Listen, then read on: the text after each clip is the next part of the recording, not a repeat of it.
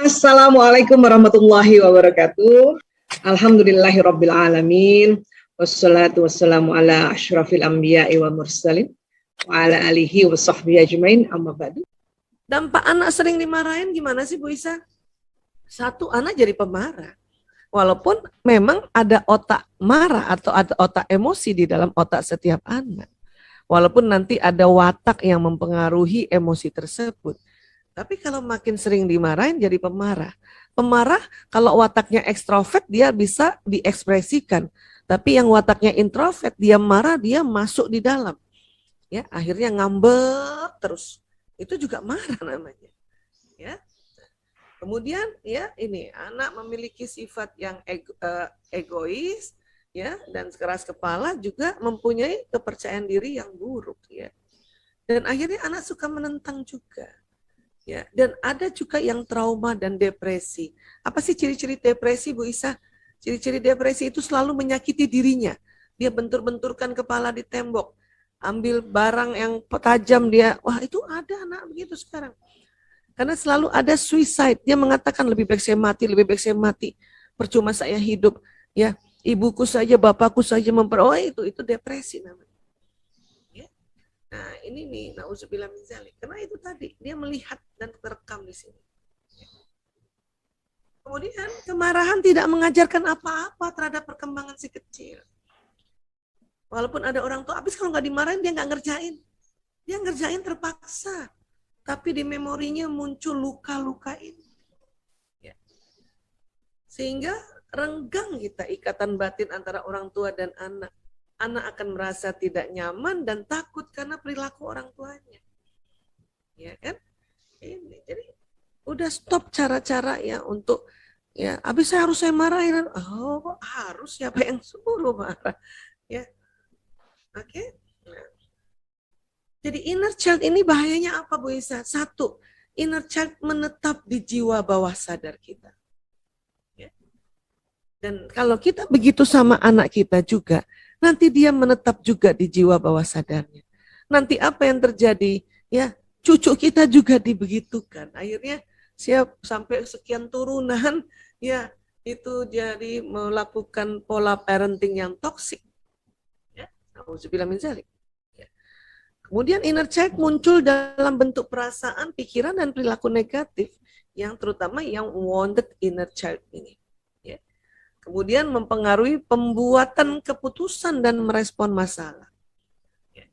Kemudian menghambat perkembangan diri sewaktu kita dewasa atau juga nanti sewaktu anak dewasa, ya, sering muncul dan mengambil alih kendali dalam diri orang dewasa.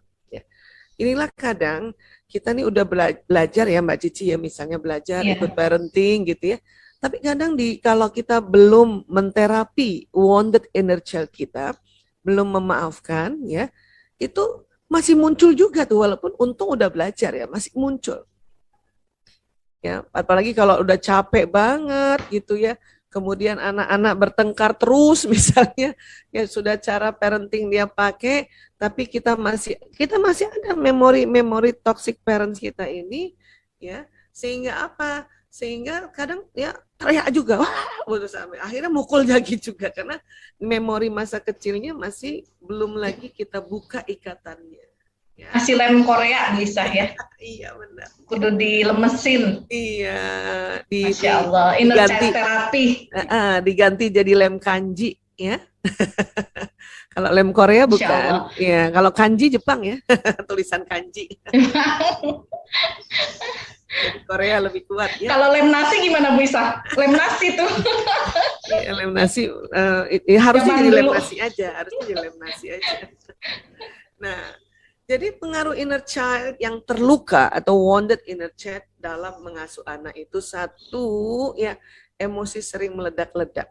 Ini basicnya, sehingga kalau terlalu ekstrim itulah tadi hyperparenting dan akhirnya jadi toxic parents ya. Kemudian overprotective, over banget ya. Kemudian lagi membanding-bandingkan masa kecil dulu dengan sekarang. Hati-hati, bunda dulu, ayah dulu, hati-hati itu mulai itu berarti ada inner child, wounded inner child-nya yang belum lagi di terapi itu atau belum lagi. Ya, anak-anak itu nggak suka dibanding-bandingkan. Ya, walaupun anak-anak senang juga dengar cerita kita dulu ya. Ya nggak apa-apa kalau ibu-ibu dulu ibu gimana? Baru cerita. Ya ibu dulu ceritalah ya. Waktu berangkat sekolah ya itu nggak bisa diantar dengan mobil pribadi. Jadi harus ikut antar jemput. Jam 5 aja udah dijemput karena rumah paling jauh gitu. Udah sampai situ aja. Yang nggak suka anak-anak, tapi kamu udah diantar pakai mobil pribadi, masih juga males bangun. Itu yang bikin nanti anak-anak jadi tambah luka dianya juga. Jadi kita bikin lagi luka baru pada otaknya anak-anak. Ya, pokoknya nggak usah banding-bandingin lah ya. Nah, cerita-cerita aja yang proporsional. Ya. Kemudian bersikap terlalu disiplin dan terlalu keras dalam mendidik anak. Pokoknya kalau udah ada nih ciri-ciri kayak gini nih, waduh ini ada ya wounded inner child kita yang belum kita maafkan. Jadinya hiperparent. Iya. Iya. Hiperparent. Iya betul, menjadi hiperparenting ya. Dan semua orang ada wounded inner child ya. Tapi itu tadi kita harus memaafkan. Karena ini tadi kan kita dari kecilnya nyala gitu. Ya, semua orang ada, tapi akui dulu gitu ya. Iya. Hingga nanti pada saat nanti ya kita sudah dewasa ini mengakui, kemudian memaafkan pengalaman masa kanak-kanak. Caranya gimana Bu Isa? Gampang. Pas waktu kita ingat, kok tiba-tiba aku ingat ya waktu kelas 1 SD diteriakin ibu ya karena terlambat pulang ya, misalnya gitu ya.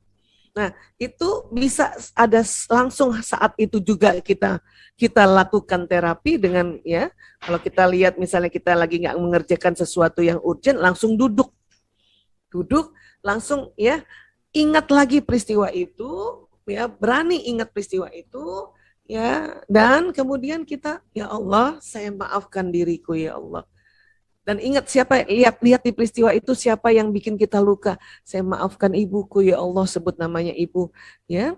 Kemudian saya maafkan ayahku di situ ya Allah. Saya maafkan kakekku. Bahkan wounded inner child bukan hanya dari bapak, ibu, kakek, nenek, bisa yang dari bapak, ibu, guru. Subhanallah. Iya, karena inner child kan ini juga sampai di usia dia sekolah kan. Iya. Langsung ada tuh anak-anak yang memori terhadap ada mungkin gurunya, mungkin guru zaman dulu juga masih kolonial ya. Ya. Nah, itu. Jadi duduk langsung. Atau kalau misalnya masih kita lagi mengerjakan pekerjaan yang urgent, nggak bisa ditinggalkan, kita ingat-ingat lagi dulu, kita tandai, dan kapan kita bisa nanti lakukan inner child therapy, ya ada waktu yang lapang kah? Kalau bisa lebih senang habis sholat biasanya.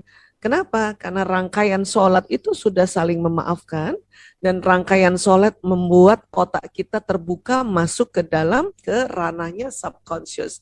Karena tadi Bu Isa sudah bilang subconscious bukan hanya otak, bisa di badan. Karena gerakan sholat ini ya bergerak kanan kirinya terus kemudian ya itu seimbang ya, tangan kanan tangan kiri waktu bertakbir seimbang, waktu kemudian bersedekap seimbang. Waktu kemudian ya sujud seimbang, waktu kemudian melakukan hal-hal itu seimbang dan ada gerakan supaya sel-sel yang ada memorinya ini juga sudah mulai sudah mulai bisa terakses bawah sadarnya, sudah dibuka pintu-pintu ke bawah sadar memorinya. Barulah setelah itu kita istighfar berulang kali. Kenapa sih harus diingat peristiwanya? Supaya kita mengakses yang mana, bagian mana yang mau dibuka. Bagian mana ini yang mau dibuka ikatannya. Maka kita harus ya berani mengingat kembali. Karena ada orang, enggak, gue nggak berani ingat, aku nggak mau ingat lagi. Nah, kalau nggak mau ingat lagi, ini terkubur tapi masih membentuk ikatan, ini dia bisa bangkit dalam kuburan otak kita ini. Ini yang bahaya. Serem banget Bu Isa, ya Allah. Makanya film Bangkit dalam Kubur itu serem. Zaman dulu tuh ada. Nanti jadi bipolar gitu nggak Bu Isa? Ya tergantung ya jadi ya gangguan dari mulai gangguan mood, gangguan kepribadian, gangguan kejiwaan itu karena ada ya inner child memory atau memori trauma yang tadi belum sempat dimaafkan ya, terjadi ya perubahan hormonal dan sebagainya, jadi koslet otaknya, makanya harus dibantu juga dengan konseling ya, bantu juga dengan hipnoterapis, bantu juga dengan obat-obatan Ya, kalau sudah menjadi seperti itu tuh rangkaiannya banyak ya. Tapi kalau belum lagi sampai kita gangguan mood, gangguan kepribadian, gangguan kejiwaan, ya sudah kita harus face reality. Kita ingat, yang mana ya, oh ini. Ya, duduk sebentar atau habis sholat atau mau tidur juga itu bagus banget ya. Nah, itu kemudian kita memaafkan dan ya kita lihat siapa aja sih orang-orangnya itu, berani kita maafkan ya. Ini namanya forgiveness therapy dan di ranah di dalam Islam ini yang disebut muhasabah. Ya.